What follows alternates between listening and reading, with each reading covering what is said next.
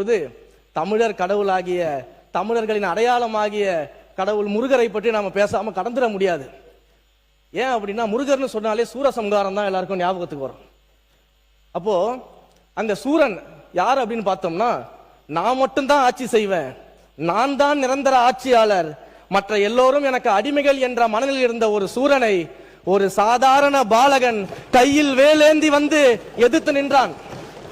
அப்ப அந்த சூரன் சொன்னாராம், இந்த சின்ன பையனா என்னை எதிர்த்து போர் புரிய போறான், இந்த சின்ன பையனா என்னை எதிர்த்து வென்று விட போறான் அப்படின்னு ஏளனமா பேசினாராம். ஆனா அந்த சின்ன பையன் தான் வேலேந்தி சூரனுடைய அந்த ஆட்சிக்கு முடிவுரை கொண்டு வந்தாரு. இதுல ஒரு விஷயத்தை நான் கவனிக்கணும். அதே சூரன் தோல்வியுற்ற பிறகு அந்த முருகரை பார்த்து பாடுறாராம், கோலமா மஞ்சை தன்னில் குலவிய குமரன் தன்னை பாலன் என்று இருந்தேன், பரிசிவை உணர்ந்திலேன் யான் அப்படின்னு பாடுறாராம்.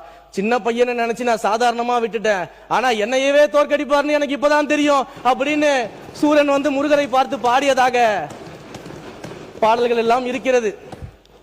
நான் சொல்றது 2026 தேர்தலும் கிட்டத்தட்ட ஒரு சூரசம்ஹாரம் தான் அப்படின்றதுக்காக தான்.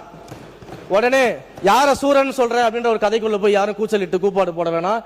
நான் சொல்ற சூரன் அப்படிங்கிறது ஊழல், லஞ்சம், மக்களை பிரித்தாளக்கூடிய சாதிய அரசியல், மத அரசியல் என்ற சூரனை வீழ்த்தி எங்களுடைய வேலன் ஒரு ஜனநாயக ஆட்சியை இன்றைக்கு தமிழ்நாட்டில் நிறுவி இருக்கிறாரு.